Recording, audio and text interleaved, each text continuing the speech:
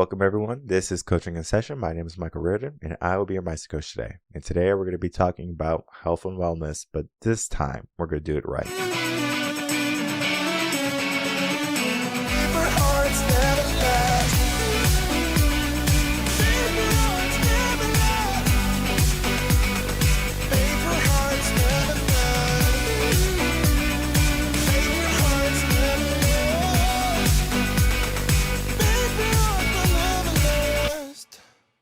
Because I'm going to be bringing on my guest, Kari Brownsberger, who's going to be helping us understand, well, what is health? What is life? What is normal for a person to be reaching and attaining in their life? Because if we just look at the whole aspect of what we think health and wellness is, it might not be what most people think.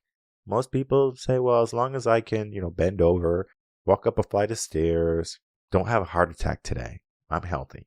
Yet, we might be on the brink of that heart attack. We might be on that brink of an injury. And it's all because we are not paying attention to what's going on in our life. How can we start to implement, what's needed, what needs to be changed, and how to do it? And we talk about so many great things in this episode, from the start to health and wellness to how we should be looking at it when we're older. All of the things we talk about today are going to be essential for you to be in a better place. Not only today, but also in your future. So let's get into the interview with Kari and myself so you can learn how to live in your truest form. Welcome, Kari Brownsberger, to Coaching in Session. How are you doing today? I'm doing great. How are you doing, Michael? I'm doing well. Thank you so much for coming on. Today, we're going to be talking about the work you do in the world of wellness coaching. And wellness coaching can be so many things, because what is wellness? It's the same thing as, what is success? Success for me might not be what success is for you, and wellness for you might not be what wellness is for me. But today, you and I are going to be diving deep into wellness and then understanding what wellness truly is. But in your own words, can you tell the world who you are, what you do, and how you help them? I am a wellness coach. And as you said, what is wellness? I think about it as all of the things that we do in our life that support our thinking, consumption, and movement.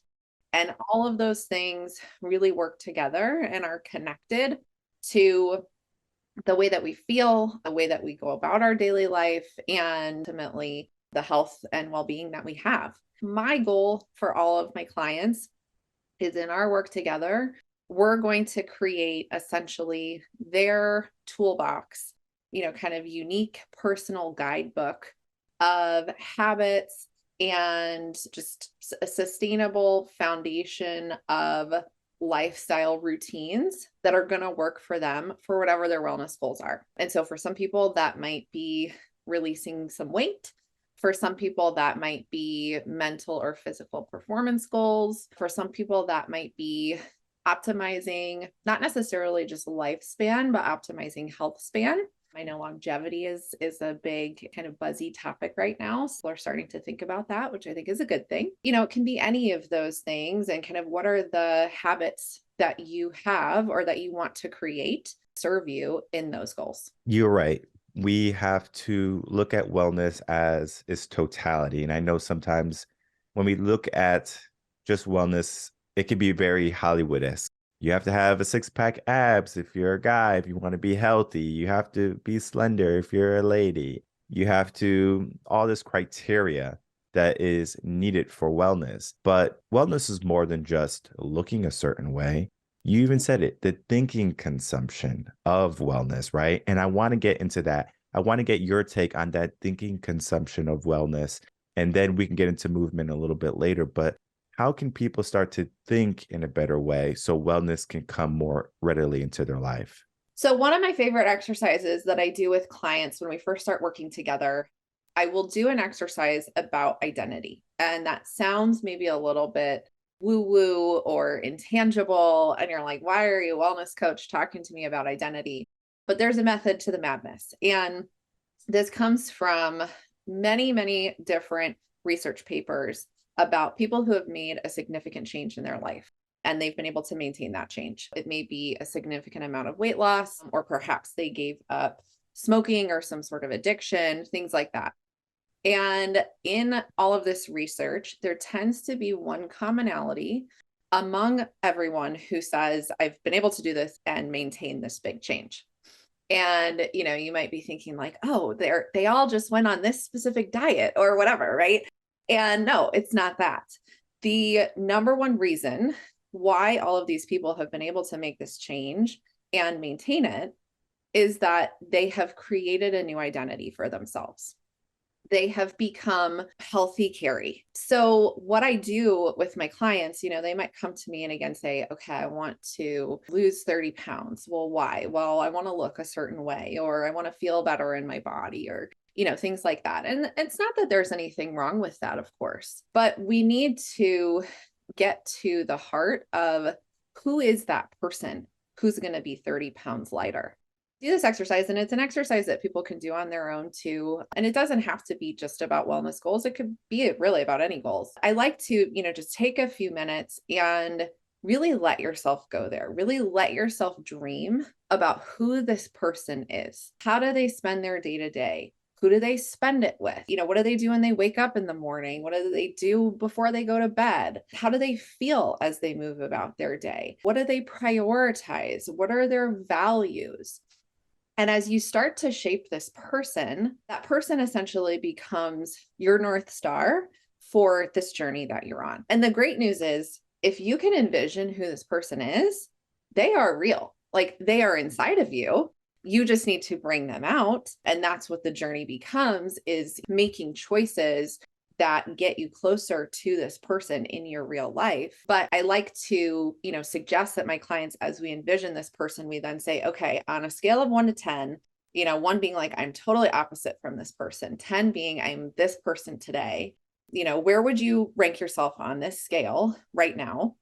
And then at the end of our work together, where would you like to be on that scale? And that's a really good way to create kind of a more tangible way to measure your progress outside of, the weight loss or, performance gains or things like that, and it becomes about a bigger why. Can use this healthy version of you, future version of you, to help you guide how you live your day-to-day life. I was raised Catholic, and we had those "what would Jesus do" bracelets. And so I always tell my clients, like, think about, you have your bracelet that's like, what would healthy me do in this situation? And use that to help you just guide your day-to-day choices and become and embody whoever that person is. Yeah, identity is so important. And for the people who don't understand how powerful identity is, it's not the foundation, but it's literally the marker that we give ourselves. So, for example, we create our first identity, typically around 7 to 11, and we hold it, right? Then we get into the bigger identities, and that's when the teens start, the teen year starts coming in, and that's where all the issues are. Because it's like, we have this identity, we're a goth person, we're a rock star, we're a jock, and then the ego steps into. And it can be difficult when you become finally an adult and you're struggling with your identity. Who am I? Because you might look in the mirror, or you might even avoid looking in the mirror because you don't want to look at who you are becoming, or who you have became. And just understanding who you are, right? I am healthy. I am strong. I am powerful. But then we have to look at the aspect. Are we lying to ourselves? Because the subconscious knows if we're lying to ourselves. For example, the easiest example I can give is, I'm going to be a millionaire tomorrow. And if you have $0 in the bank, you're probably not going to be a millionaire tomorrow. All right. But if you're on track, right, you have good investments, you have a successful business, you are doing all the right things, and maybe you have like $800,000 in the bank. You can probably say that, and it could be true. It could become reality, right? The subconscious sees it as, well, that's not far. That's not a big jump. That's not a big leap. Identity is the same thing, because if we are looking in the mirror, if we're looking at our life and we're saying, well, we want to be better, we want to be more healthy, how far are we? And you got it perfect. On a scale of 1 to 10, where are you on that scale of identity? Are you 1 or are you 10? Because if you're 1, we got some work to do, right? If you're a 10, okay, let's make some adjustments, right? Because you're here for a reason. And sometimes we get that, I guess you can say, that voice or that whisper in our head that might deter us from reaching our true potential, right? We want to be healthy, but we give ourselves an excuse. We give ourselves a reason. we give ourselves a belief that is not helpful for us in our way of thinking toward wellness. What's a common trend you see when you're working with people and they're on that way to a stronger identity, to the identity that they want to reach, that is always kind of like a roadblock or an obstacle for them? Yeah, I think there are a few different themes that come to mind.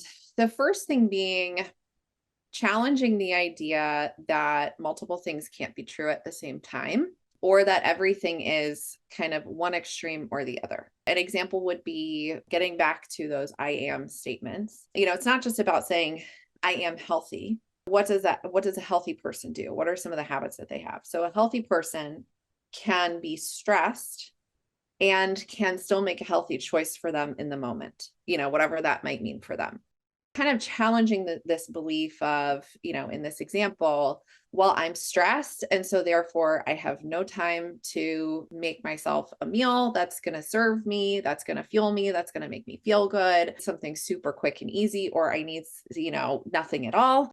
And then I'm just going to skip a meal and that's going to lead me to overconsume later. Or, I'm stressed, so I want something that's going to give me some comfort and, some good feelings and, things like that. For many of us, food is pleasurable and joyful. And I think that's okay as long as you're consuming it for the right reasons. Kind of challenging that idea that two things cannot be true at once. I can be stressed, I can be tired, I can be, whatever it is, and I can make this healthy choice that I want to make. I can still go to the gym. I can still get a 10-minute walk around the block. I can still do 5 minutes of breathing, whatever it is. Kind of helping people to get to that place of believing those things can be true at the same time. In that same kind of line of thinking, getting people to a place where they realize that it's not all or nothing. So a lot of clients that I work with, I call them restriction refugees. So I think many of us have lived this. I personally have lived this on my own health and wellness journey, which is why I ultimately, left a totally different career and became a wellness coach. Many of us have done the fad diets, the crazy extreme workouts, kind of done the yo-yo thing of, give up this entire food group or, whatever the case might be. And I come from a belief and a training that all foods can have a place in a healthy diet as long as you don't have an allergy to it. And so again, when I'm helping people think about what is sustainable for them for their entire life, unless you want to give something up for your entire life, then it's not going to be sustainable. You're eventually going to have to face your relationship with whatever that thing is. So let's work on creating a healthy relationship with that versus just saying, okay, I'm just going to restrict. I'm not going to eat any sugar. I'm not going to eat any carbs, whatever it is until I hit this specific goal. And then when I hit that goal, then I'll deal with it. Well, guess what happens? We never deal with it. And, then we just yo-yo back to where we were. This idea of, well, I can't achieve my goals unless I take this really extreme approach, or everything is going to be off limits, or, whatever the case may be. We can be mindful choices. We can, tune into our body's natural hunger and fullness cues. We can choose to prioritize working out. We can choose to prioritize having protein and vegetables at every meal.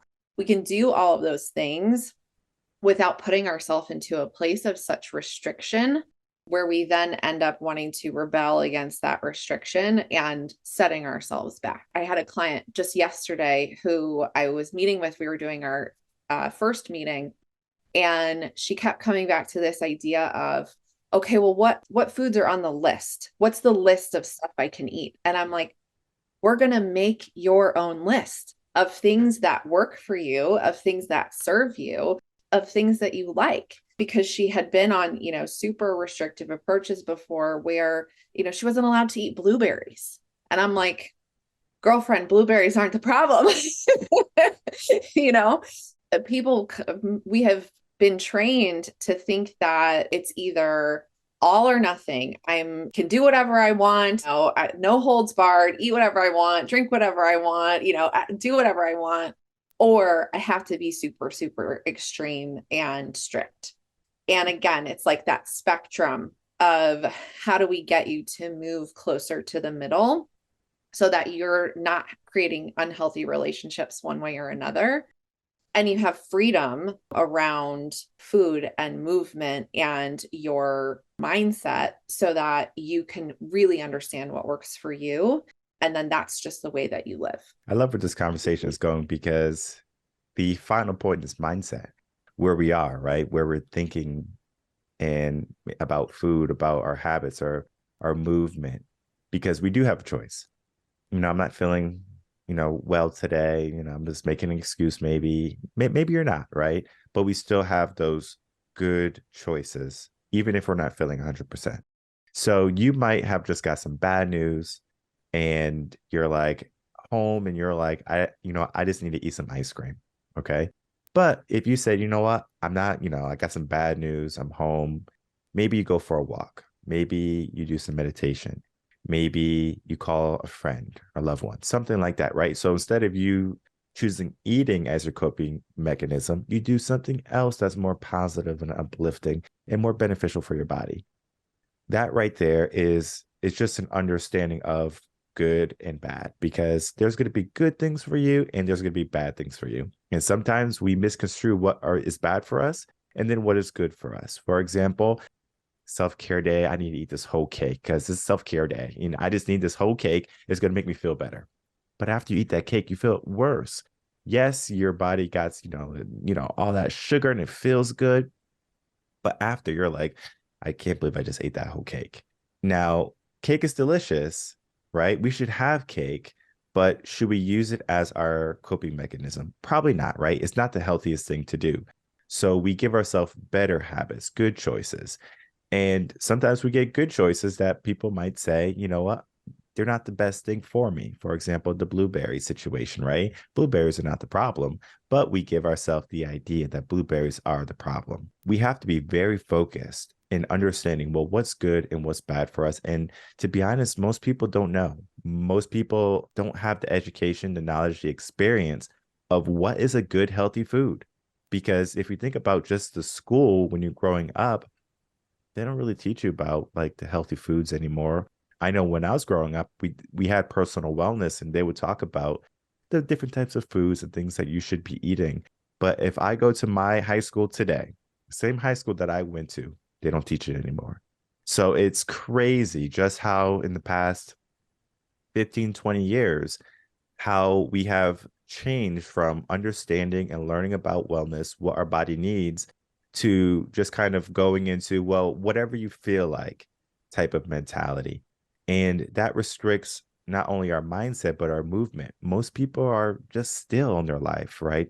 They can stay home, they work from home, they can get things delivered to their home. They don't have to go out. So we have less movement in our life. So on top of bad choices and bad habits, now we have less movement. How can we start to get ourselves moving in the right direction, get our body moving? Because if we don't have the habits, we have to start to create them. As far as movement goes, what I like to encourage people to think about is not just, can I get more like intentional exercise, but how can I get more daily life movement? Because both are important. And if you're working out an hour a day, 3 days a week, not that that's not bad, that's great.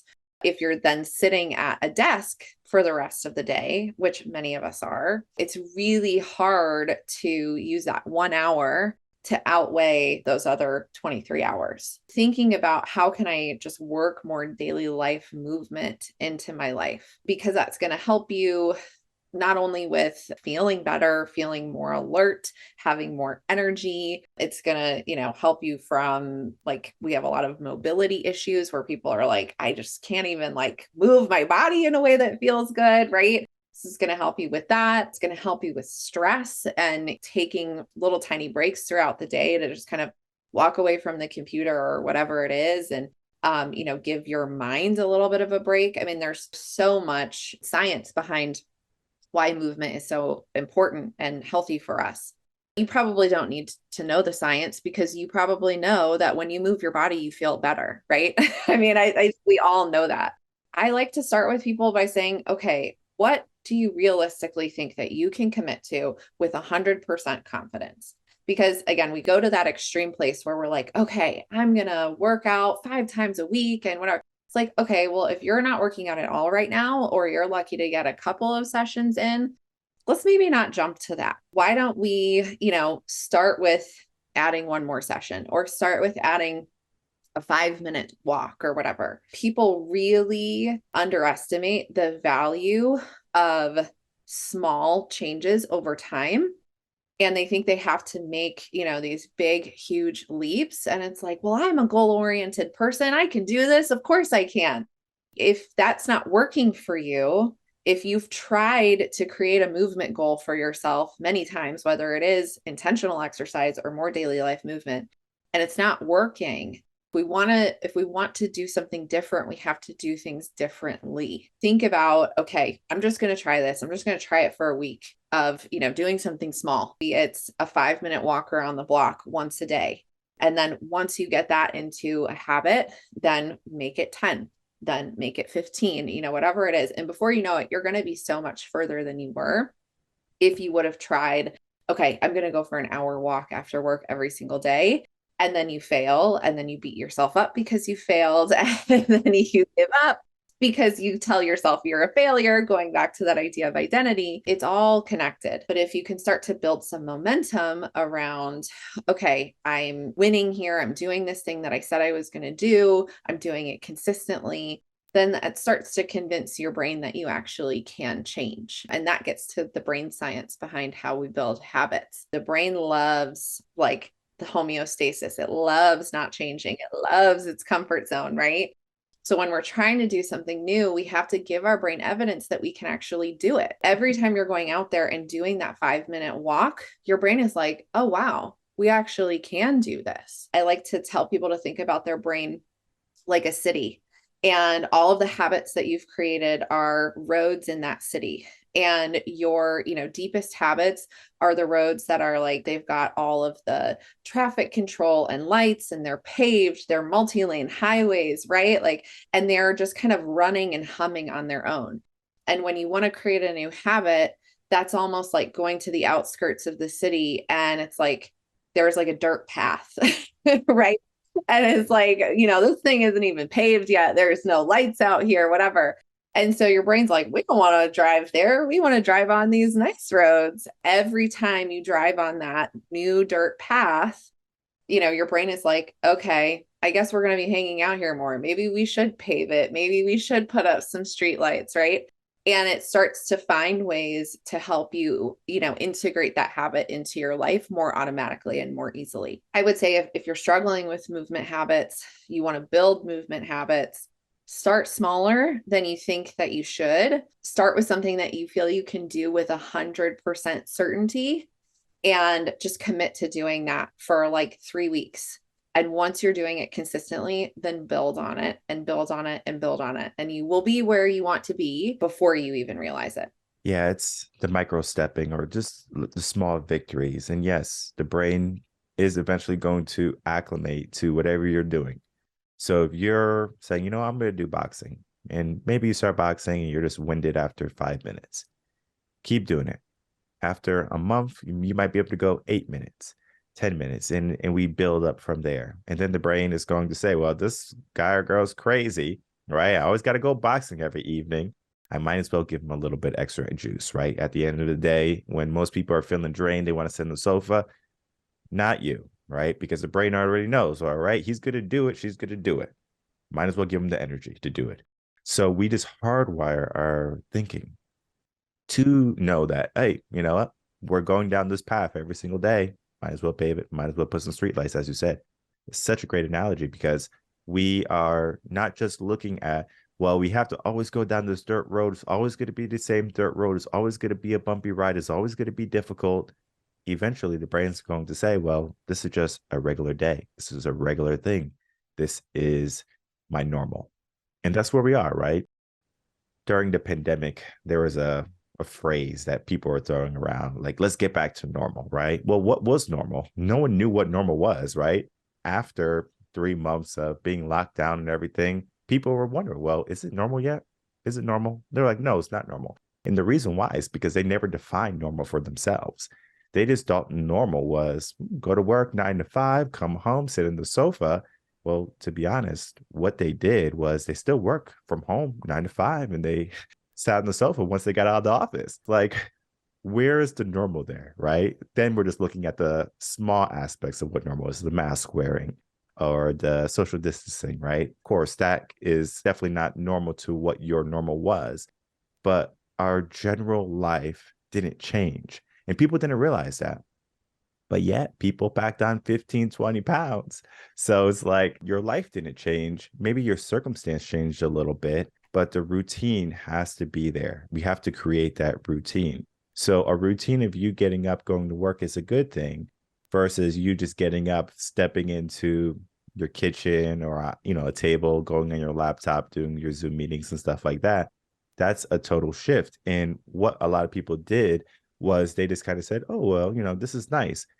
Movement was gone. They had less movement in their life. So now people are finally realizing at this point, 2, 3 years later now, it's like, all right, I need more movement. I need to be more conscious of my health and my wellness because they finally got to a point where it's like they realize their body's hurting. They realize that, all right, I know I can be better. I know I can do more. I can be more healthy. I want some changes. And that's so important for people to realize. And you said something really great early on, and I want you to dive deep into this. You said life versus health span. And I want you to dive into what that ideology is, because if we think of life, right, what is life? And we think of health, well, what is health? And the span is that in the span of everything, do you want to live a healthy life? And some people just kind of live life, like they got their aspect of, oh, I'm just going to work until I'm 65, retire. Life expectancy just dropped about a year ago. I don't think people realize that. Why are we not upgrading ourselves? And it seems like we're downgrading ourselves. There has to be something there, that secret of life versus the health span. And I would love your take on that. They're both important. Lifespan is number of years that you live. Health span is number of years that you're healthy. And obviously, we don't want to have a long health span and a short lifespan. We don't want to have a long lifespan and a short health span, right? We want to be that 90-year-old person who's still like out taking their walk every day or, like doing whatever. I mean, I think we've probably all heard the stories or even know people who they work so hard all their life. They finally retire, they're going to finally travel. They're going to finally do these things that they want to do.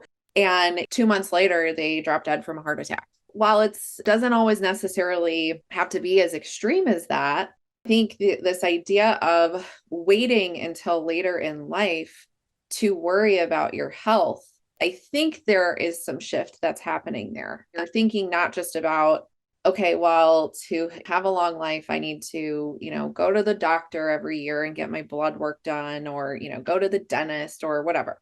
Yes, all of those things are important. What are you doing that's optimizing your health span? And that's why really creating your toolbox and your kind of personal guidebook for what serves you and your health goals is so important. And it's so important to do it as early in life as you can. So that way you can spend the rest of your life not worrying about, okay, now it's time to worry about my health. Now it's time to optimize my health. You haven't gotten yourself into this terrible hole where you're retired and you're super overweight and, you can't even do whatever you want to do because you can't walk around the block without getting out of breath or whatever it is. I think it's about really balancing both of those things and optimizing both of those things. And the thing too about if you create your toolbox for your health and, elongating your health span earlier in your life, think about all of the energy that we all waste mentally worrying about, should I be eating that? Should I do this workout? Should I should I? And if you can just answer those questions for yourself kind of figure out once and for all, okay, this is what works for me. This is what enables me to feel my best, to be my healthiest, whatever that looks like for you individually.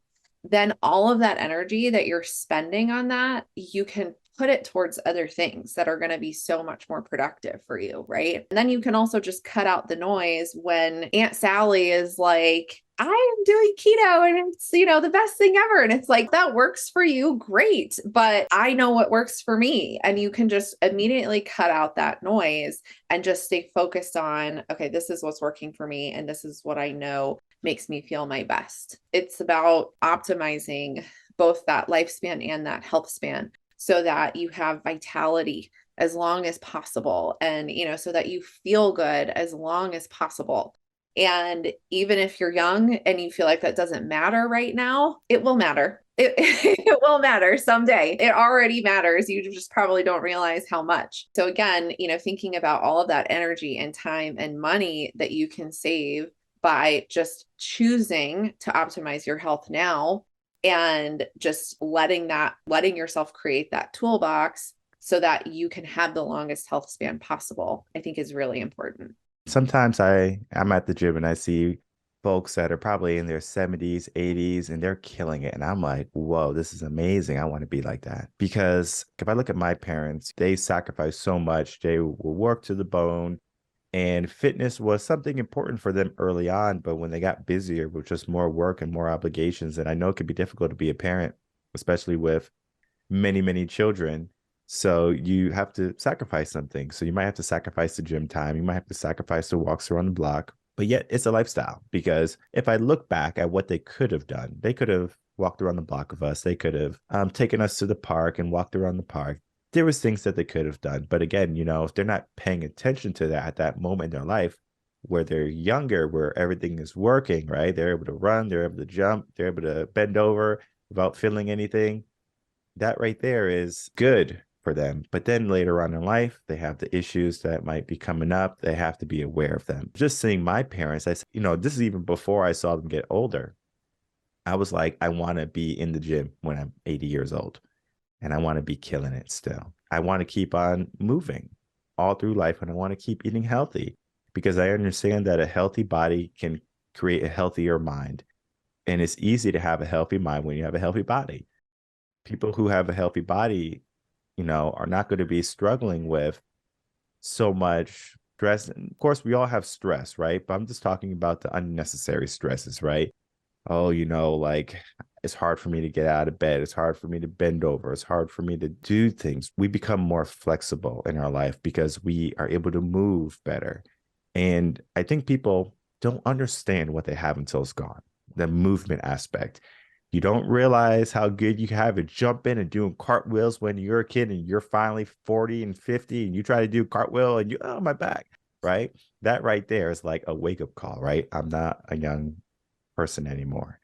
Yes, we grow older, but it doesn't mean we have to grow tattered too.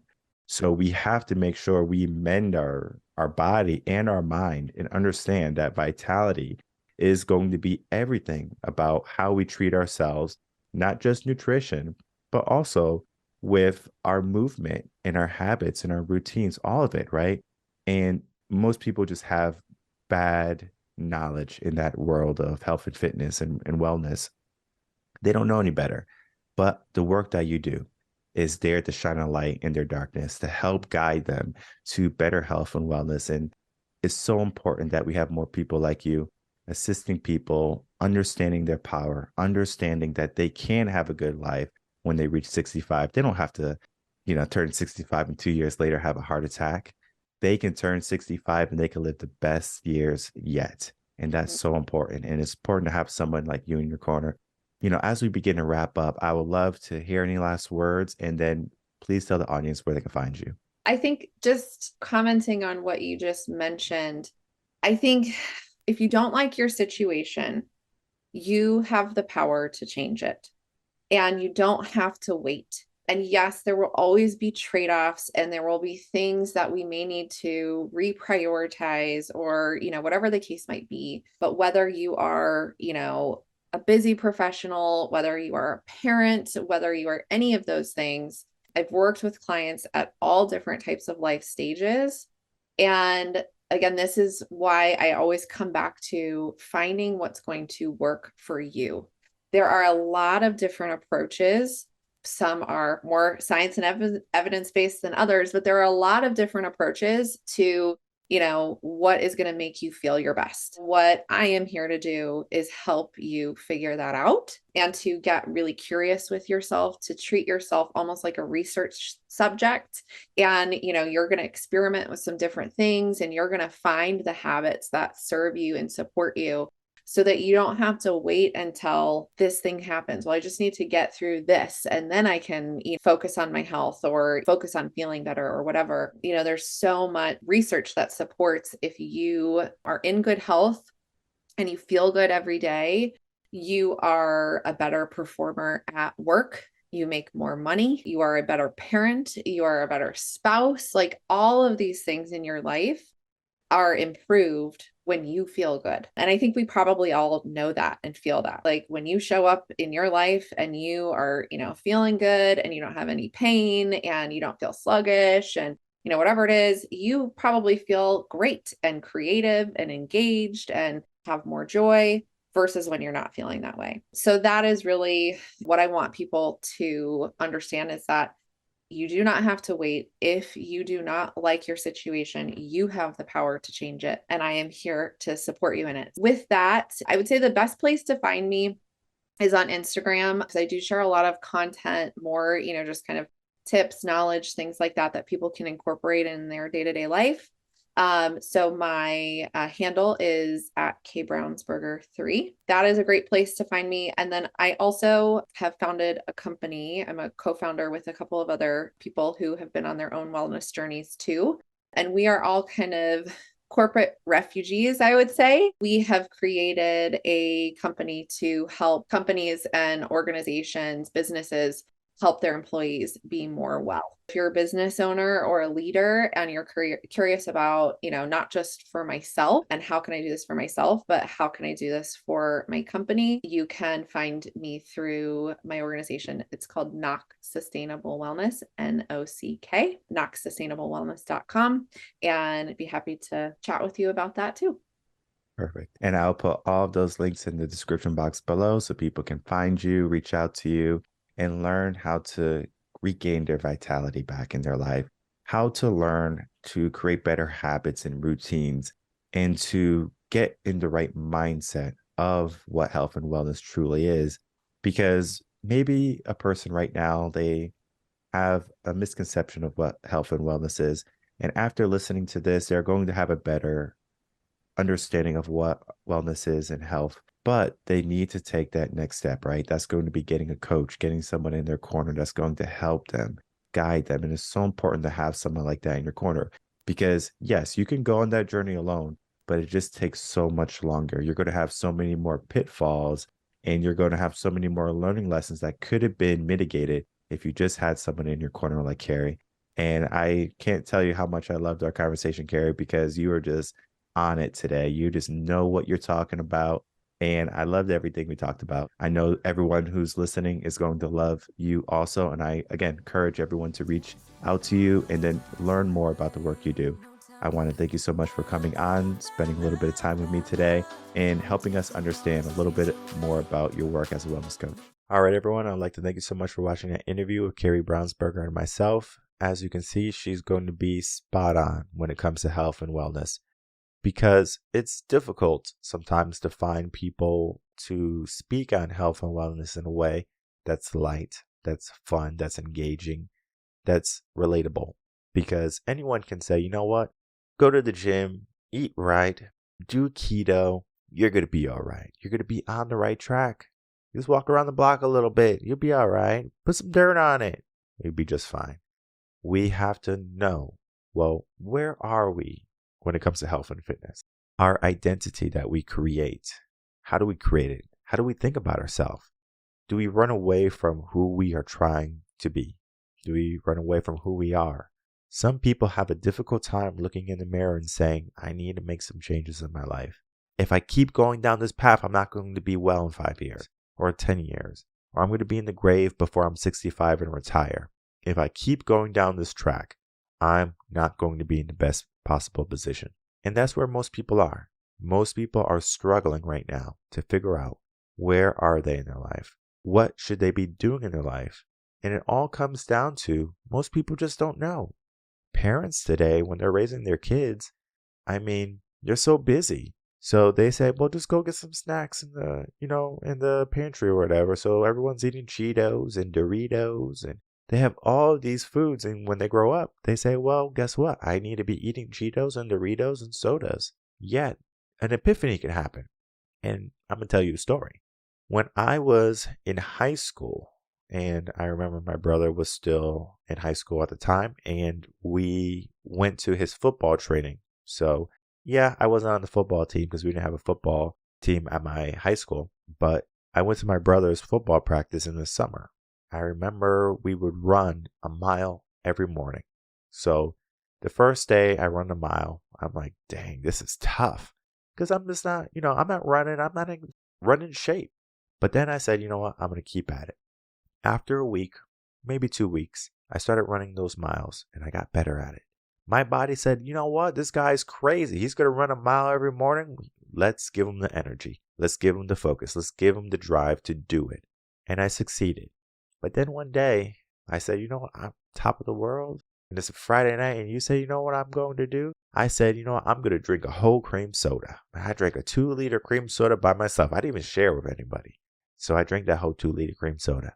And let me tell you, when I went back for training, that next time I trained, and I tried to run 1 mile, I couldn't even run half a mile. And I said, wait, what is the reason for this? And I was like, it had to be the soda. Maybe it was a mindset, but it's probably the soda. So I said the soda was the culprit, and I said no more soda for the rest of my life. And since then, I don't go to sugary drinks. Yes, maybe an occasional ginger ale if I'm not feeling well. Maybe some sparkling water that has no sugar or calories or whatever. Maybe I'll do that. But I said to myself, this is not good for me. And even when I was 28 years old, fast forward now, I was doing the work to figure out what type of foods my body enjoyed. Because your body's not going to enjoy certain foods. There's a book called The Inflammation Spectrum. And in that book, they're talking about how some foods can cause inflammation. And I found that certain foods are not good for me. And it's funny when we talked about that blueberries are not the problem. Blueberries are probably not the problem. She is correct. I learned, certain types of carbs are not good for me. What types of things my body enjoys more than others. Not saying that I don't enjoy cake or I don't enjoy ice cream or I don't enjoy soda. It's just that I said, this is not good for me long term. So I made some changes. I made some adjustments. And you might not know that those adjustments have to be made until you are at the other end of some bad news. You're like, well, the reason why you're obese is because you're eating all this pizza, all these carbs, all these sugary drinks. And then you're like, oh, wow, I didn't know. And we don't know. We don't know something is broken until it needs to be fixed. For example, there's like a saying or a phrase like the squeaky wheel gets the grease. But yet we can do the maintenance on the wheel before it becomes squeaky. So we say, you know what, the wheel is probably, due for maintenance. Your car is due for maintenance. It needs some oil. Well, what about our body? What about our mind? How much maintenance do we give that? How much attention do we give that? Most people, they don't give much. Most people just think, well, as long as I'm, moving and it's working or it's kind of working, I'll be all right. You should not be struggling and pushing through life in pain and not in full control of your future. How can you get back your future? How can you get back your life? Because you should live a long, strong, healthy life. Because if you are just thinking in your mind that you can do it tomorrow or you can do it later or another day, you're going to find yourself on the other end mistaken. So you need to make sure that you have somebody in your corner like Kari who's going to be helping you understand that you can make the right changes and the right choices in your life. Where do we begin? We begin today. Looking at your life, the whole totality of health and wellness can be daunting, but if you have someone in your corner, it's going to be much more palatable. And then understand the mindset of where you need to be too, because everything is going to be a critical component in getting you to your best life yet. My name is Michael Rearden. I'm a mindset coach. If you have any questions, you can email me coachinginsession@gmail.com, and I'll see everyone on the next episode of Coaching in Session. Until then, everyone take care.